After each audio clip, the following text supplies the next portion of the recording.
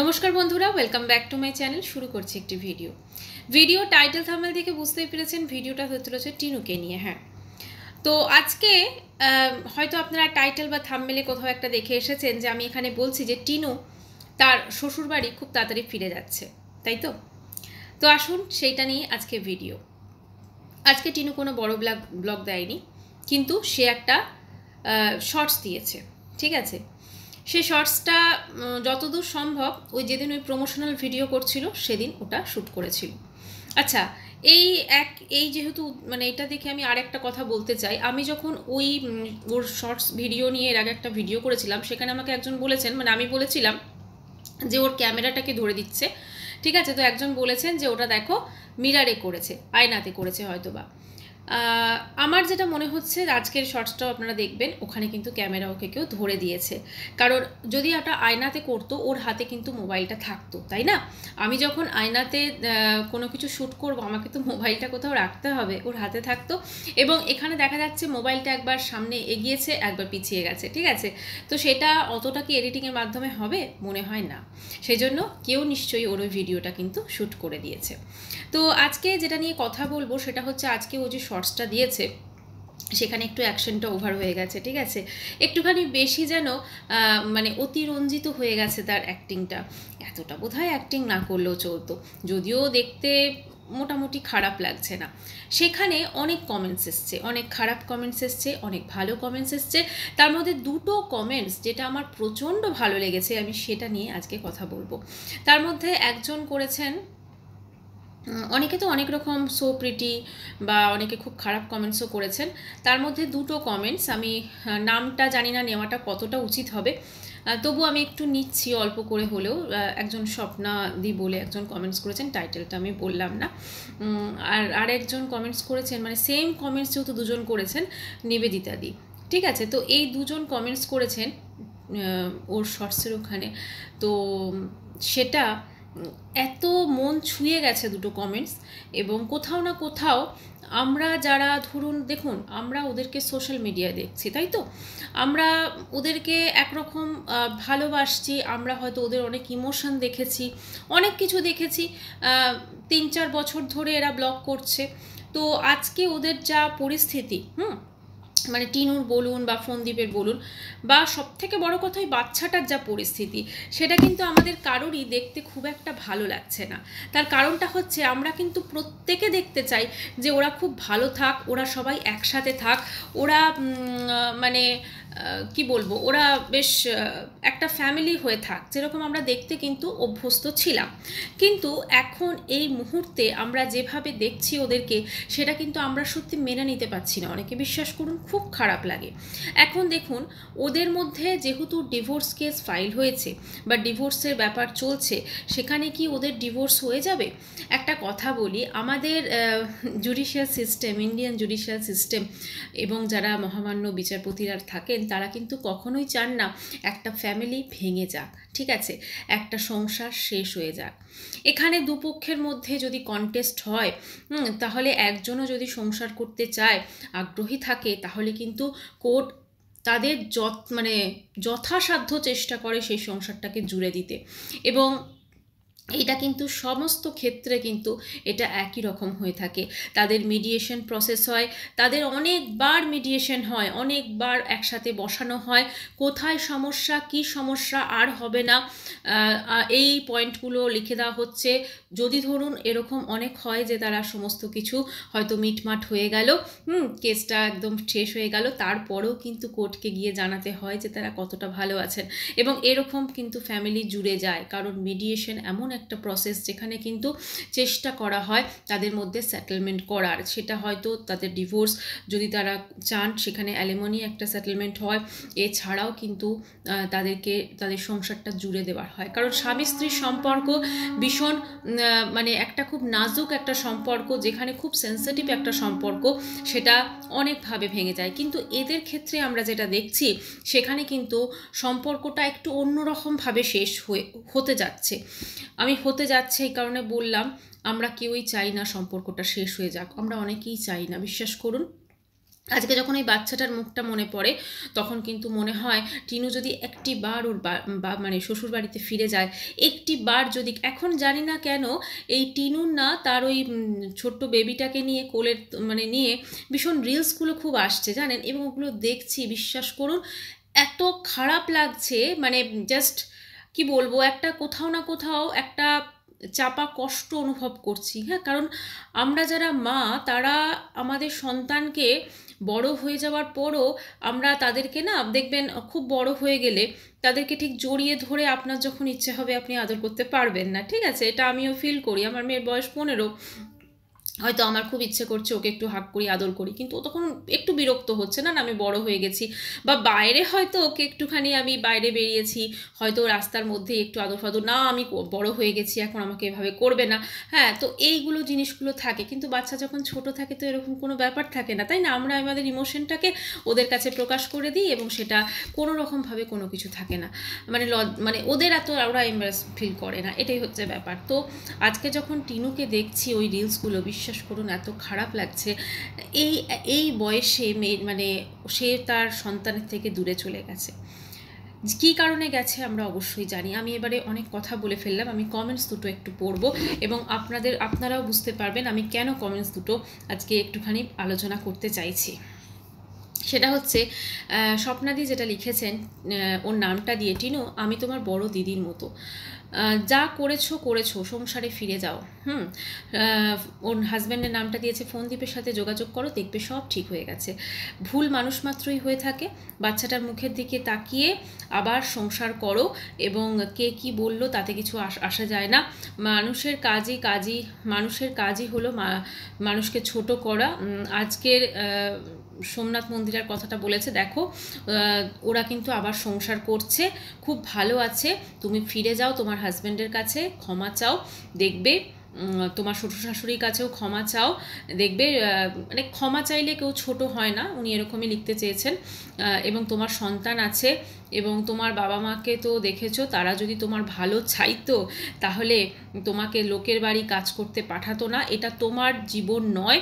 যারা তোমাকে বলে খুব ভালো, কারণ আমরা কেউ তোমার ভালো চাই না, এটা কি এগিয়ে, মানে এইরকম অনেক কমেন্ট সেকশনে আসে না যে খুব ভালো টিনা, ভেরি গুড, তুমি লোকের বাড়ি কাজ করছে সেটা আর কি, তুমি সংসারে ফিরে যাও। মানে মোটামুটি বোঝা যাচ্ছে উনি কিন্তু সংসারে ফিরে যেতে তাকে একটা সাজেশন দিচ্ছেন, ঠিক আছে। এখানে 30টা লাইক এসছে, আমি আর একটা দিয়ে দিচ্ছি কারণ আমার এই কমেন্টসটা ভীষণ ভালো লেগেছে। আমি যখন ভিডিওটা বানাচ্ছি তখন অবধি 30টা লাইক এসছে, আমি কিন্তু 31 লাইকটা আমি দিয়েছি। এবং এখানে অনেকে এটা অ্যাপ্রিসিয়েট করেছেন, খুব ভালো কথা বলেছো, কিন্তু ও কি শুনবে, মানে টিনুকে বলছে, টিনা যদি বোঝে তাহলে এই কথাগুলো ওর শোনা উচিত, মানে ম্যাক্সিমাম বলছেন যে আচ্ছা এই সেম কমেন্টস এই দিদিভাই হয়তো ওই ফোনদীপের কমেন্ট সেকশনও করেছেন, মানে বোঝাই যাচ্ছে উনি চাইছেন এরা দুজন একসাথে হয়ে যাক, এবং আমিও বিশ্বাস করুন আমিও চাই যে ওরা দুজন একসাথে হয়ে যাক। এটা আমার মনে হয় আমার মতো আরও অনেকে, মানে আমাদের মতো আরও অনেকে চান, তবেই কিন্তু এতগুলো লাইক এসছে। এটা একটা কমেন্টস এসছে, আরও একটা কমেন্টস এসছে যেটা নিবেদিতাদি করেছেন, ফিরে যাও ফোনদীপের কাছে, কি সুন্দর তখন তোমাদের একদম মানে এত সুন্দর রিলস করতো, এত সুন্দর কেমিস্ট্রি, অসাধারণ লাগতো। ভুল মানুষ মাত্রই হয়, সেটাকে ঠিক করে নিতে হয়। তোমাকে ভালো লাগতো বলে কথাটা বললাম, কিছু মনে করো না। এখানেও 19টা লাইক এসছে, 20 নম্বর লাইকটা আমি দিয়েছি, ঠিক আছে। তারপরে এখানে আচ্ছা এখানে লিখেছে সবাই, ঠিক আছে। এবারে কথা হচ্ছে যে এই যে ধরুন আমরা প্রত্যেকে চাইছি ও ফিরে যাক, আমরা অনেকেই চাইছি ও ফিরে যাক। এবারে কথা হচ্ছে এখন ওদের যে সিচুয়েশনটা হয়ে আছে, আমরা অনেকেই চাইছি যে টিনু ফোনদীপের কাছে ফিরে যাক এবং আবার সংসার করুক এবং একটা বাচ্চা আবার তার মাকে ফিরে পাক। এর থেকে আর কি ভালো হতে পারে বলুন, একটা বাচ্চা মা বাবা দুজনের সঙ্গে বড় হয়ে উঠুক। কিন্তু এদের যা মনোবৃত্তি আমি দেখছি, টিনু সে লোকের বাড়ি গিয়ে কাজ করছে, ওখানে ঘুরে বেড়াচ্ছে, হাহাহি করছে, কাকু মামু ভাইয়া এই ধরনের সম্পর্কগুলোকে বেশি গুরুত্ব দিচ্ছে। অপরদিকে ফোনদীপেকেও আমরা মাঝখানে দেখেছিলাম অনেক কিছু, জানি না কতটা সত্যতা ছিল তার মধ্যে। এখন সে প্রপার একজন বাবা মতো করে আমাদের যেটুকু দেখাচ্ছে তাতে করছে, সংসার করছে তার মা বাবা ছেলের সাথে, ঠিক আছে। এখন দেখুন ওইখানে শ্বশুর শাশুড়ি, আমি যদি ধরি একটু গ্রাম্য পরিবেশে, শ্বশুর শাশুড়ি যারা থাকেন তারা অতটা ওই প্রলেপ দিয়ে কথা বলতে পারেন না, মানে তারা যেটা ধরুন সেইটা বেরিয়ে যায়, ঠিক আছে। শহরাঞ্চলে দেখুন শ্বশুর শাশুড়ি অনেক ক্ষেত্রে কিন্তু আমি বলতে বাধ্য হচ্ছি ভালো হন না, তারা অনেক ক্ষেত্রে ভীষণ ভালো হন, অনেক ক্ষেত্রে ভালো হয় না। শ্বশুর শাশুড়িমার জন্য কিন্তু অনেক সংসার কিন্তু ভেঙে যায়। কিন্তু শহরাঞ্চলে কি হয়, এই যে শ্বশুর শাশুড়ির খারাপ ব্যবহারটা কিন্তু তারা সামনে রাখেন না, খুব সুন্দর একটা ভদ্রতার মোড়কে তারা মুড়িয়ে কিন্তু রাখেন নিজেদের, এবং এটাই কিন্তু কাম্য, তোমার ভেতরে যাই থাক। তো এক্ষেত্রে এই যে ধরুন ও মানে টিনুর যে শ্বশুর শাশুড়ি, তারা কিন্তু সেরকম একটা, যেহেতু গ্রাম্য পরিবেশে যেমন হওয়া উচিত সেরকমই তারা শ্বশুর শাশুড়ি। এবার আমি যদি ধরি হ্যাঁ একটু বেশি হয়তো কঠোর, কারণ তার নিজের মেয়ের সঙ্গে তার সম্পর্ক ঠিক নেই। এটা কেন নেই সেটা একান্ত ওদের ব্যাপার, সেটা ওরাই হয়তো জানবে, কিন্তু কিছু তো একটা ব্যাপার আছে, তাই না? মেয়ে খারাপ হয়ে গেল, বৌমা খারাপ হয়ে গেল, ছেলেটি কিন্তু ছেলে খুব ভালো তার কাছে, ঠিক আছে, মানে ছেলেকে খুব প্রাধান্য দেন, গুরুত্ব দেন, এরকম একটা ফ্যামিলি। ভুলটা তো প্রথমেই হয়েছে টিনুর মা বাবার। টিনুর বিয়ে এরকম একটা গ্রাম্য পরিবেশে দেওয়াটা কখনোই উচিত হয়নি, কারণ টিনু একটুখানি মানে উচ্চাকাঙ্ক্ষী মেয়ে, ঠিক আছে, ও অনেক কিছু চাই ওর।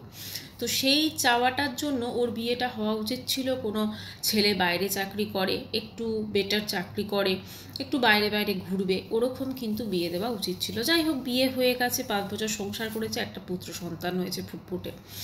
এখন এই সত্যিটা কিন্তু কেউ বদলাতে পারবে না।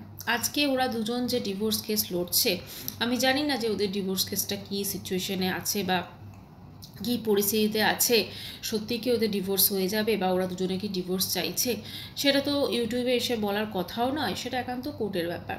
কিন্তু মানুষ হিসেবে মানবিকতার দিক থেকে সবসময় চাইবো টিনু ফোনদীপের কাছে ফিরে যাক। কিন্তু আরেকটা জিনিস, এক্ষেত্রে কিন্তু টিনুকে কিন্তু ক্ষমা চাইতে হবে। তার কারণটা হচ্ছে ও কিন্তু অনেক কিছু করে ওই বাড়ি থেকে বেরিয়েছে, ঠিক আছে, কারণ টিনু কিন্তু পরকীয়া করে ওই বাড়ি থেকে বেরিয়েছে। এবং ফোনদীপ, আজকে যদি আমি বলি যে ফোনদীপ টিনুকে ফিরিয়ে নিয়ে যাবে, সেটা কিন্তু কোনোদিন পসিবল নয়। টিনুকেই কিন্তু এগোতে হবে, টিনুকে নিজে এগোতে হবে। কারণ এই যে একজন দিদিভাই লিখেছেন না যে তোমার মা বাবাকে তো দেখছো, এক্স্যাক্টলি টিনুর যেরকম মা বাবা, নিজের মা বাবা যদি এরকম হয়, তাহলে তো তার শ্বশুর শাশুড়ি হাজার গুণ ভালো। তার শ্বশুর শাশুড়ি তাকে যথেষ্ট যত্ন করেছে, সেটা কোনোভাবেও অস্বীকার করতে পারবে না। তার শাশুড়ি মা পুরো রান্নাটা সামলাতেন, এটা আমরা নিজেরা দেখেছি। কাজেই কোথাও না কোথাও টিনুকে তার ভবিষ্যৎ জীবন ভাবতে হবে, অবশ্যই তার সন্তানের কথা ভাবতে হবে। নিজের ইগো দু তরফেই, নিজের ইগো সমস্ত কিছুকে ঝেড়ে ফেলে দিয়ে, জীবন কিন্তু একটা, জীবন কিন্তু একটা, সেই একটা জীবনকে যদি এইভাবে টিনু নষ্ট করে, যদি সত্যিই ওদের ঈশ্বর না করুক ডিভোর্স হয়ে যায়, আজকে ফোনদীপ হয়তো বিয়ে করে ফেলবে, ঠিক আছে, কিন্তু টিনুর কিন্তু বিয়ে করা মুশকিল হবে। কারণ টিনুর যা হিস্ট্রি রয়েছে সেটা দেখে কেউ বিয়ে করতে চাইবে না। ওই কাকু মামু ভাইয়া এন্টারটেন করবে, টাইম পাস করবে, কিন্তু কেউ বিয়ে করতে চাইবে না। এবং ওর ভবিষ্যৎ জীবনে যে কি হবে, ওকে কে দেখবে, সেটা কিন্তু অবশ্যই ওকে ভাবতে হবে। কথায় আছে, হিন্দিতে এই কথাটা আছে যে জওয়ানি আকে চলি जाती है लेकिन बुढ़ापा जो है वो কাটতি নেই है। যখন ওল্ড এজ আসবে না, নিজের ছেলে ওকে দেখবে না, তখন কিন্তু ওকে কেউ দেখবে না। এমনকি ওর ওই ভাইয়া ভাবি মানে দাদা বৌদি, তারাও কিন্তু ওকে দেখবে না, তাদের সন্তানও দেখবে না। তাহলে ও কোথায় যাবে, ওকে কে দেখবে? তখন তো হয়তো ওর মা বাবাও থাকবে না, এই ঠাম্মিও থাকবে না। এইটা কিন্তু অবশ্যই ওকে ভাবতে হবে। একটা জীবন একটা, এবং সেখানে কিন্তু এই পিরিয়ডটা খুব বেশি দিন থাকবে না। এখন ও যেটা বলে ওর বয়স হচ্ছে 25 বছর, আমি ধরলাম আরও 10 বছর ও এরকম ফুর্তি করে বেড়ালো, তারপর তারপর কি হবে? এরকমভাবে ওর বয়স বাড়বে এবং তত কিন্তু ও নিজেকে আরও একাকিত্বে জড়িয়ে ফেলবে। আমি জানি না ও এখন একা লাগে কি না, কারণ ওকে যেভাবে আমরা দেখছি ফুর্তি করতে বা সমস্ত কিছু, হয়তো ব্লগের প্রয়োজনে ঘুরে বেড়াচ্ছে, কিন্তু কোথাও না কোথাও ওকে কিন্তু ইউটিউব আজ আছে কাল নেই, ইউটিউব আজ আছে কাল নেই, কিন্তু ইউটিউব না থাকলেও কিন্তু টিনু এবং ফন্দীপ এরা দুজন কিন্তু দুনিয়াতে থাকবে। আর সব থেকে মুশকিলটা কি হয়েছে জানেন? এই টিনু আর ফন্দীপের মাঝখানে প্রচুর কন্ট্রোভার্সি ক্রিয়েটার এবং প্রচুর মানুষ ঢুকে গেছেন ওদের জীবনে, নিজি জীবনে, ওদের ব্যক্তিগত জীবনে। এবং তার জন্য কি হয়েছে, ওরা ওদের যে স্পেসটা না ওরা ঠিক ইয়ে করতে পারে, মানে অনেক কিছু এই জিনিসটা অনেক ঘোটালা হয়ে গেছে পুরো। কেস কাবারি এই ওই সেই, একটা কেস থেকে হাজার কেস, পুরো ঘোটালা হয়ে গেছে। এবং এই যে একটা হযবরল পরিস্থিতি, এইখান থেকে এই যে একটা পরিস্থিতি, এইখান থেকে ওরা দুজনে জর্জরিত হয়ে গেছে। সেটা ফন্দীপ যখন লাইভ করে পরিষ্কার বলে কিন্তু, বা ফুটে ওঠে অনেক কথায় ওর। জানি না, টিনু এবং ফন্দীপ দুজনেই ভীষণই ছোট আমার থেকে অ্যাটলিস্ট, তো সেখানে একটাই বলবো যে ক্ষমা, এই যেমন লিখেছেন স্বপ্নাদি, ক্ষমা চাইতে কিন্তু কোনো অসুবিধা নেই। তুমি ক্ষমা চাওয়া মানে তুমি ছোট হয়ে যাবে না, ক্ষমা চাওয়াই যেতে পারে, কিসের অসুবিধা? ক্ষমা চাইলে কেউ কখনো ছোট হতে পারে না। কিন্তু তুমি একবার ক্ষমা চাইবে, তুমি একটা স্টেপ এগোবে, ফন্দীপ দেখবে এগিয়ে আসবে। কারণ তোমরা 5 বছর একসাথে সংসার করেছো, 5 বছর, সেই টানটা কিন্তু তুমি কোনোভাবে ভুলতে পারবে না। তুমি যে ভুলটা করেছো, অবশ্যই এটা তুমি যেটা করেছো অন্যায়, কিন্তু এই একাকিত্বটা হয়তো কোনোভাবে এসেছে, হয়তো ফন্দীপেরও ডিউটি ছিল তোমাকে টাইম দেওয়া, তোমাকে হয়তো সেভাবে বুঝতে পারেনি। কিন্তু আজকে একটা বাচ্চার জন্য তার মা ভীষণভাবে প্রয়োজন। ঠাম্মা হয়তো তাকে মানুষ করছে, সব কিছু করছেন, কিন্তু মা, এই যে বাচ্চাটা যখন বড় হবে না, দেখবেন ওই গ্রামের লোকই আশপাশ লোকে বলবে তোমার মা কোথায়, ইচ্ছাকৃতভাবে বলবে। ঠিক তেমনই যেমন দেখেছিলেন যখন এই টিনু ছেড়ে চলে গেছিল, কিছু কন্ট্রোভার্সি ক্রিয়েটার গিয়ে একদম মোবাইল ধরে তোমার মা কোথায়, তোমার মায়ের কথা মনে পড়ে, ঠিক সেম গ্রামের লোকেরাও এরকম করবে, জানেন, ইচ্ছাকৃতভাবে পোক করবে। তখন ওর খারাপ লাগবে না? ওর বন্ধু বান্ধব যখন সবাই মা বাবার সঙ্গে বেড়াতে যাবে, ঠাকুর দেখতে যাবে, মেলাতে যাবে, ওর খারাপ লাগবে না দেখে? ও নিজে প্রশ্ন করবে না এসে ফন্দীপকে? এবার যদি ফন্দীপ কাউকে বিয়ে করে, কি গ্যারেন্টি আছে যে সে দেখবে ওই ছেলেটাকে নিজের সন্তানের মতো? কজন দেখবে? তাই একটা বেস্ট সলিউশন হচ্ছে, টিনু এখন একা, বোঝাই যাচ্ছে। যেগুলো করে বেড়াচ্ছে জানি না ওগুলো ইচ্ছাকৃতভাবে কন্ট্রোভার্সি ক্রিয়েট করার জন্য করছে কি না। ক্ষমা চেয়ে ফিরে আসা, ক্ষমা চাইলে কেউ ছোট হয় না। অ্যাটলিস্ট কারুর বাড়িতে গিয়ে কাজ করার থেকে তো অনেক বেটার। কারুর বাড়িতে গিয়ে তুমি রান্না করছো, যেখানে তোমার রাজরানী হয়ে থাকার কথা আজকে, তার থেকে অনেক বেটার। ক্ষমা চেয়ে ফিরে আসা, ক্ষমা চেয়ে ফিরে আসা, চেষ্টা করতে হবে, হয়তো প্রথমবার হবে না। একজন লিখেছেন যে কারোর সাথে যোগাযোগ করতে, তিনি সব ঠিক করতে পারেন, তবে আমি বলবো জানি না তিনি কতটা ঠিক করবেন। বেটার কোনোভাবে যোগাযোগ করো এবং দুজনে একসাথে মিলে বসে বাচ্চাটার কথা, টিনুকে বলবো ওর বাচ্চাকে নিজের মানে সঙ্গে আদর করা, বাচ্চাকে টাইম স্পেন্ড করা, বাচ্চাকে নিজের কাছে এনে কিছুদিন রাখা। ও অবশ্য ওর কোথায় আর নিজের ঘর আছে, ঠিক আছে, কিন্তু বাচ্চাটার সঙ্গে দেখা করা, এইগুলো একটু চেষ্টা করলেই মনে হয় বাচ্চাটা তো আর একা আসবে না, বাবার সাথে আসবে, ফন্দীপের সাথে আসবে। তখন একটু দুজনের দেখা সাক্ষাৎ হবে এবং হয়তো এইভাবেই একটা সম্পর্ক আবার আমরা দেখতে পাবো। আজকে না এই স্যান্ডি ম্যান্ডিকে দেখে, মন্দিরা সোমনাথকে দেখে কিন্তু খারাপ লাগে না, বিশ্বাস করুন। মানে যেভাবে মন্দিরা চলে গেছিল খুব খারাপ লাগছিল তখন দেখে। আজকে দুজনে একসাথে সংসার করছে, কি সুন্দর বাচ্চাটাকে মানুষ করছে, তাই না, মেয়েকে।